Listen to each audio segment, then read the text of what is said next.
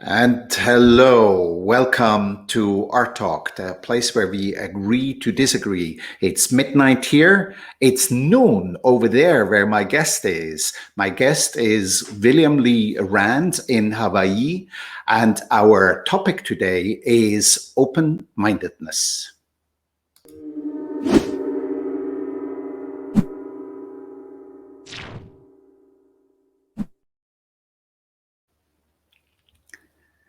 Where is William?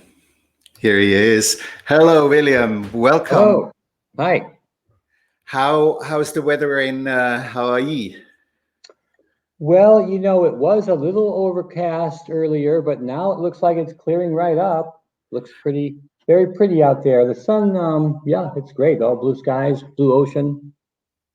You must have a wonderful place, because last time we spoke a week ago, you told me and you showed me the view from your place. And Yeah. I think this is the biggest time difference I've ever spoken to anyone. 12 hours different. Midnight here, noon over there in Hawaii.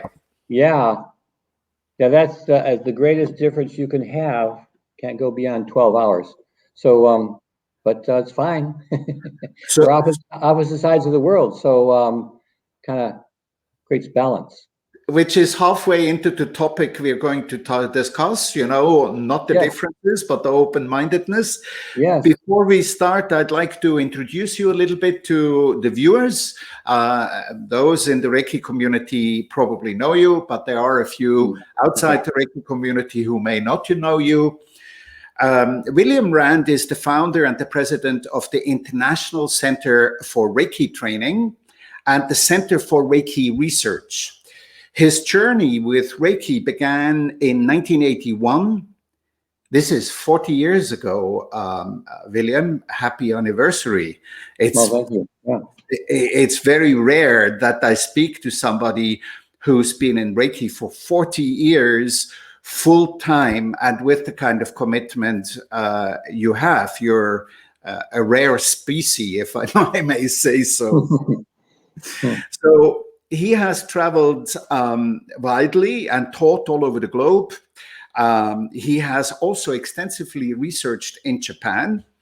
He is the author of a number of books. The latest I have here, it's Evidence-Based History of Reiki. And dear viewers, don't fret, all the information about the many publications of William you will find on the video description and on our website. Also, of course, the internet site, and where you can contact William directly, you will find that there. William has been the originator for a Reiki system, which he continues to evolve ever since he has become a Reiki teacher in 1989. In his life before Reiki, he was an astrologer, a hypnotherapist, a rebirther, and an NLP professional. On his long journey over 4 decades, William has found much headwind, but he has persevered to this very day and is today as active as ever. And when I went to his website, I read his motto. William has dedicated his life to Reiki, and he encourages all Reiki practitioners to work together in harmony to bring peace to the earth.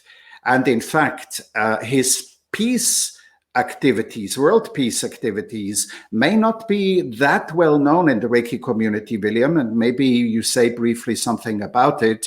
And I believe that I'm not even exaggerating when I say that at times there are like 500,000 people worldwide involved. Is that right?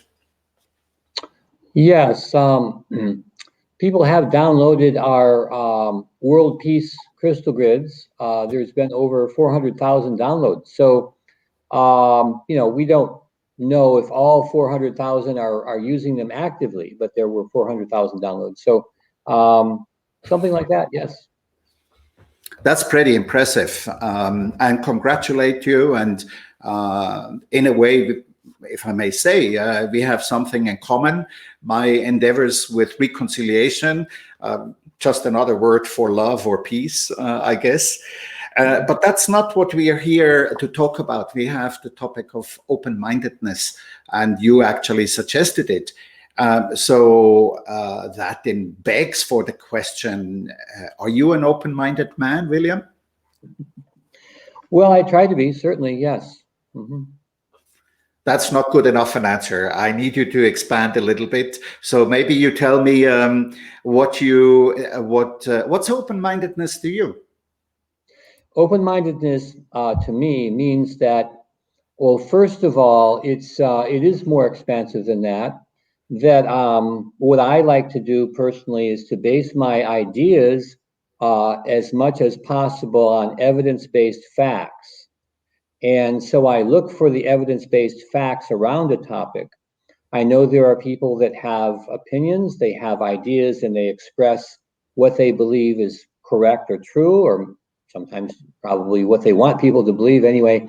And so I want the nitty gritty. I want to get right down to what actually is taking place.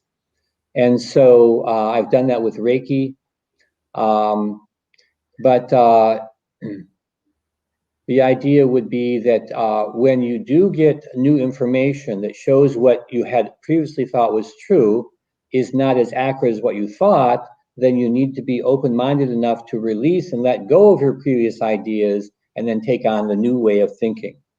And that goes right down to cherished beliefs. So you may actually have a cherished belief that you really think is very important and you base your whole life on. You need to be willing to give that up too. If in fact the facts are demonstrating that is not actually an accurate portrayal of what's true. So I'm always looking for new ideas, new information, new facts. And in that way, my idea of life, of Reiki has grown, changed, evolved over time.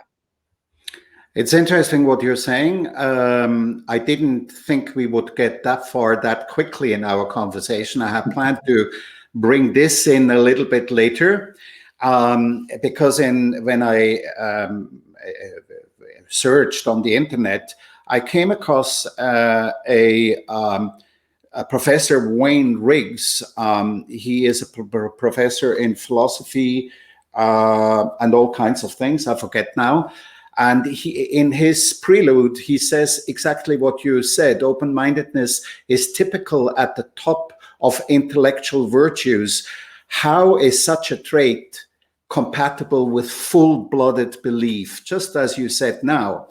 So, you bring up evidence-based, and in fact, your book has that on the cover. And of course, the term evidence-based is very popular nowadays with evidence-based medicine. And I find that personally frightening because it takes the humanity into the second row. You give a blood example, they run it through the computers, they give a readout, they prescribe your therapy, and I haven't even looked into the eyes of the doctor, leave alone has he spoken to me about my emotions, my emotional state. You know what I mean? Well, what you're talking is about something a little bit different than the history of Reiki. So medicine is based on the development of the particular medical practice of the doctor you're seeing. So and the skill they have in making use of the instruments and the medical techniques that they use. So a doctor can only do the best job they can, but I think medicine is always open to new ideas, and they're always coming up with new ways of doing things. But I think as an individual that we need to, in terms of medicine, we need to actually be in charge of our life and what sort of medicine we want to take part in. So there are all different types of doctors and different types of medicine. So I like to use both Reiki and medical methods in maintaining my health. But I use them with the best judgment or wisdom on my part, that I can. So, I would use some techniques or maybe not others, depending upon how I evaluate it, what my research tends to indicate about it. You're so right. And I think any science will always be open-minded, trying to look for new input, new paradigms, new ways of thinking, actually. And I read today that in medicine, every 5 years, the knowledge of the total sum of knowledge doubles every 5 years. So that's precisely the fact which makes me question somewhat hard facts, not only in medicine. I mean, historic facts too can be looked at from different angles. We're talking about open-mindedness, and we're suggesting that we can think outside of our realm with the term open-mindedness, but can we really? We're always going through our filters, and every scientist, every historian will be subjected to his own, maybe not personal beliefs, but the paradigm of his culture and so on. Well, what you have to do is the best job you can with the information you have available to you. So, yeah, you can argue philosophically that we don't ever know the truth. That's fine. But we want to get results. So basically, for me, I look at results. So does my philosophy, do the methods I use, are they getting results that I want or that I'm looking for? Is there something that would get better results? So really, it's results are, to me, more valuable than a philosophy. It's, does it help me live a better life? If it's a philosophy of life, or does it help me do a better job as a Reiki practitioner or run my business better? So look at the results, numbers, and also just how people are feeling, and whatever it is that you would gauge success by, we look at that. And continue to be in a state of flux, that those measures can basically change instantly. I mean, we're going through a phase now. I did recently, I was at the Congress and we spoke about the finance minister of Greece is talking about the twin peaks, mountains of doom and hope. And what he means by that is that on the doom side, we indebt nations, individual austerity measures, which makes a lot of us poorer and poorer. And on the other side, the capital grows. We're printing money like crazy since the Lehman Brothers explosion. So he is saying there is a paradox there of unequality. And I think when we're talking about open-mindedness, that's really a call for looking at things like Me Too movement in everyday life, George Floyd, what happened, and the pandemic situation is really shaking the base of everything right now. And yet we're always caught within that structure of our culture and our mindset, are we not? Well, I think it depends on the way that a person has developed their own style of living, and there are always changes taking place in life, and we have our own individual, you might say, universe or our own world that we live in, and we need to look at that and how much is our individual life affected by other things outside of us. So the basic philosophy that I go by is that I am 100% responsible for everything that happens to me, and that what happens to me is based on my own inner concepts, that I'm generating or manifesting my own reality all the time. And as I heal deep within myself, then that reality improves and gets better and better and better. So I found that to work really well. But it does you do have to accept that idea that you are responsible for everything that happens to you, meaning you don't blame anybody else for what's going on in your life. When you blame, you give up your power to whoever you're blaming. And you're saying, I can't do anything about this. My life is bad because so and so is doing something, or this organization, or whatever. So giving that up and just saying, I'm 100% responsible for everything that happens to me. And then figuring out what you need to do to improve your life. I'm with you very much on that. And it brings up another topic in my mind in conversation with you now. And that is, if I understood you correctly, you're saying that you need to reflect always internally whether you're doing the right thing, whether what you're doing is serving the purpose you're intending it to.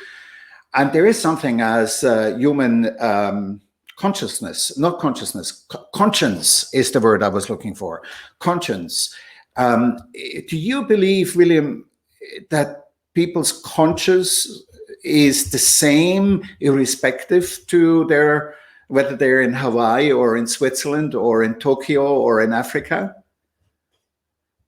No. Expand, please. Well, it depends on, I don't think so. Your conscience, it's like right and wrong, but who decides what's right and wrong? So, you grow up in some cultures, it's, different things are right and different things are wrong.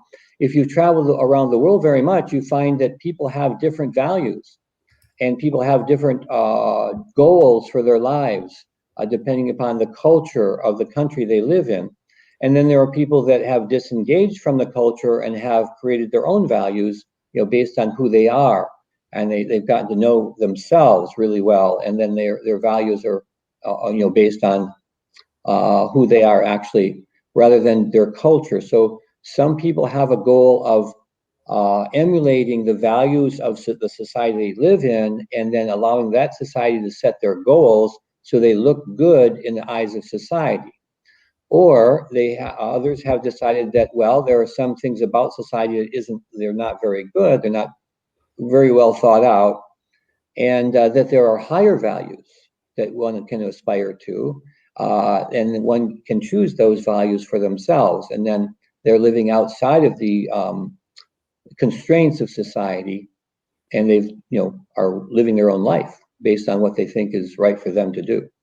Isn't that where not conscious, the conscientious evaluation starts outside of, there is such a thing as political incorrectness. There is civil disobedience where, yes, of course, the laws in India are different and the cultural behaviors are different than say, in Norway.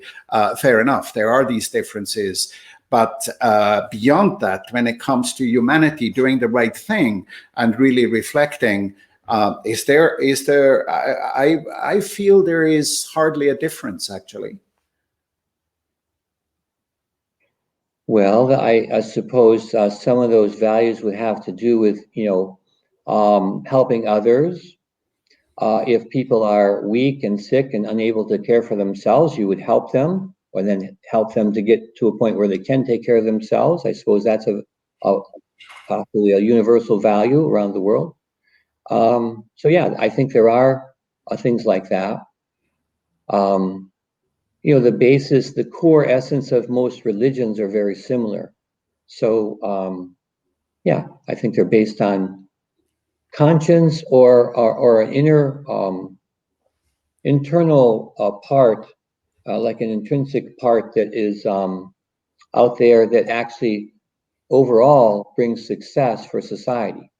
So we seem to have our society is existing now, and it seems to be getting better.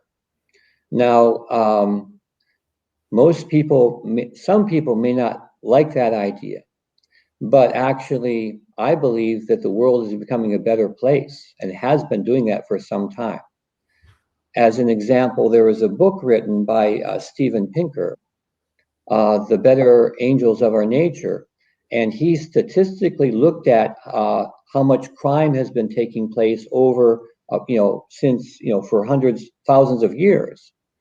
And he found that the level of crime is getting less and less and less. And the same for poverty and for War? War. Yes, war. For instance, Hunger? we haven't fought a world war in 75 years. And we had 2 world wars right one after another, and 60 million people died in those world wars. And since that war, 75 years, there's only been something, somewhere around 7 million people that have died in wars, something like that. Like, as an example, the Vietnam War, there were 50,000 US soldiers that died, but overall, there were about 2 million people that died in the Vietnam War. And we thought that was a tragedy. But look at World War I and II, 60 million people died in that war, those 2 wars. And so it's gone down. Things are getting better. It's a very, very important message you're advocating there. I share it with you, and it boils down to some extent looking at the glass half full, half empty.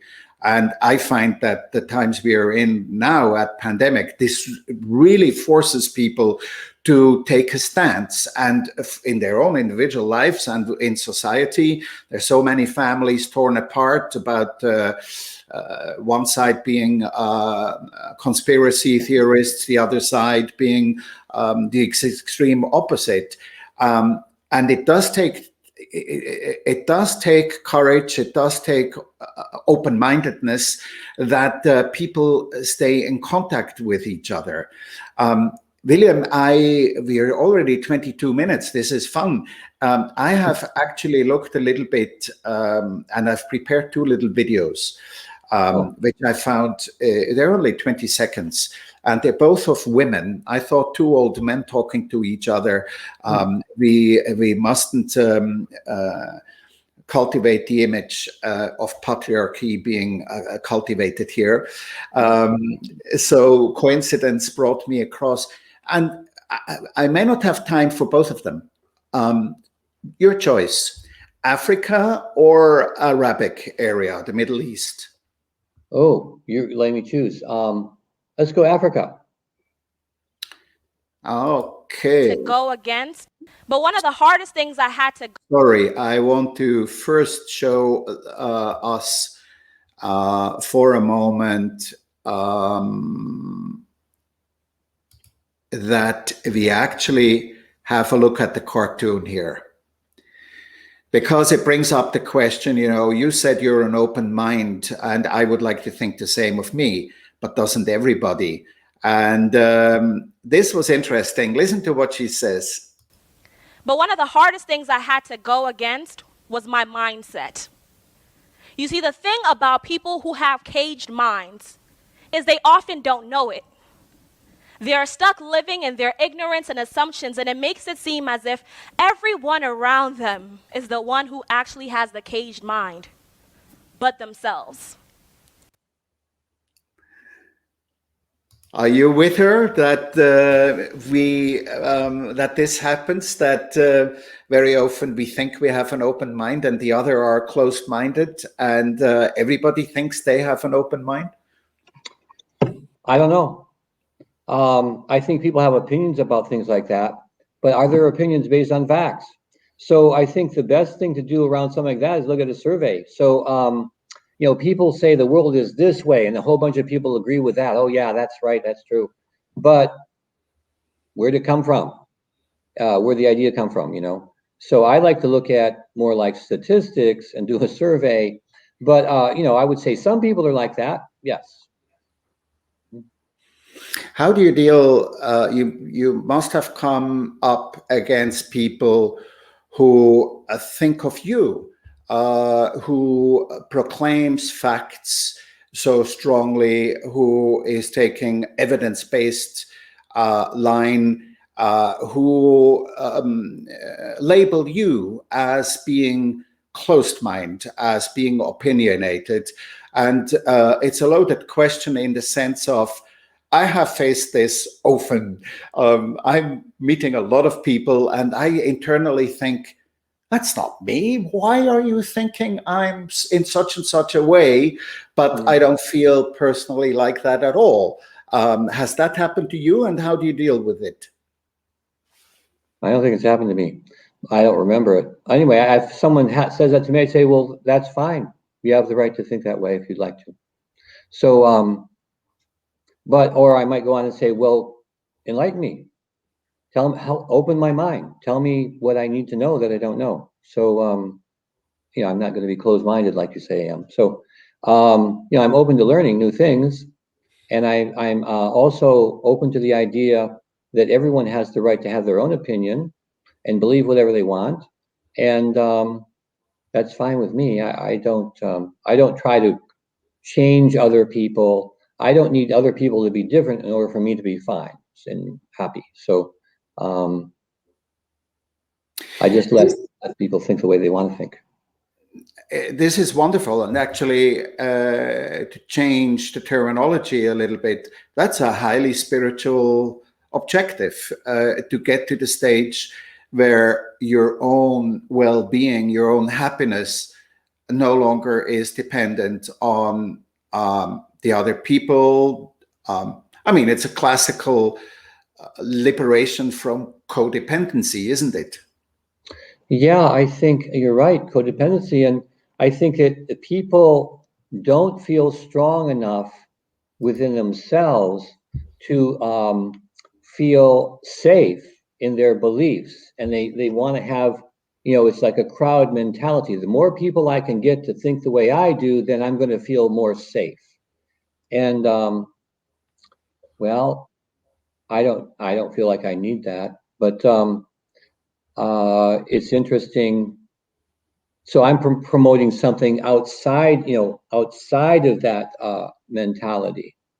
And a lot of people, it seems like they want to be there. So it's an open, you're going in the direction of peace and just accepting that other people have different ideas than you have and beliefs. They may not like you. They may think that what you're doing is wrong. I just tell them they have the right to think that way. Yeah. And but sometimes I don't always do that. I say you have the right to think that way, even though you're wrong. But I don't always throw that one in. But so. Very nice. Yeah, agreeing to disagree. Yeah. I find this is so often misunderstood. It's like people confuse forgiving with forgetting. No, you don't forget when you forgive, or just like you said. We're slowly coming towards an end. Would you like to see the other video? It's actually from an Arab woman, and I'll show it to you because maybe you want to say your closing remarks or in response to what she said at the university. This lady is a psychologist. She has studied. They're both young women. And another thought when you spoke about when you said the world is a better place than many people, or that we sometimes think when we see all the bad things, that in fact there's less wars. The other thing which crossed my mind was some of the greatest contributors to a better world actually came from areas where the Western world least expected it in our own preconceived opinion. I'm thinking of Mahatma Gandhi. I'm thinking of Nelson Mandela. I'm thinking of the Dalai Lama, and so on. So maybe it's quite interesting that I chose an African young lady to say something inspiring, and now a young lady. Let's look at her. Good. Okay. Promised myself to be accepting, to experience the beauty of diversity and the joy of tolerance. And I truly believe that through having an open mind towards diversity, tolerance will come with it naturally. And tolerance to me is when you choose to look past people's differences without judging who's right and who's wrong, because we are all different and we were created different.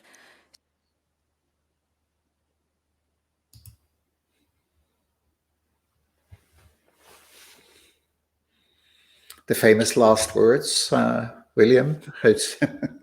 Yeah, I think that was a beautiful statement, and that it's there can be joy in seeing the differences in other people around you, and because they do contribute often to new ideas and new ways of doing things. And there's so much in the world now that's changing, and I think it's going in a very positive direction because of the diversity.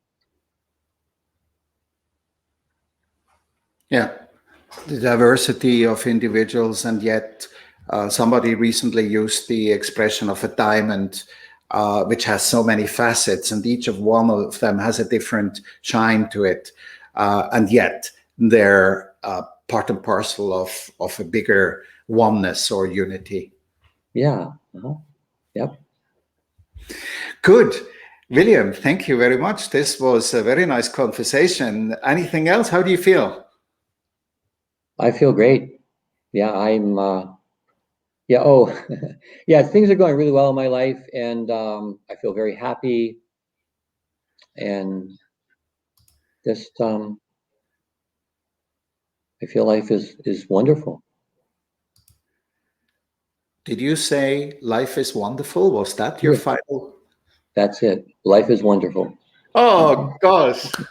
Thank you so much, William. I say goodbye to you for now. Just hang on a minute.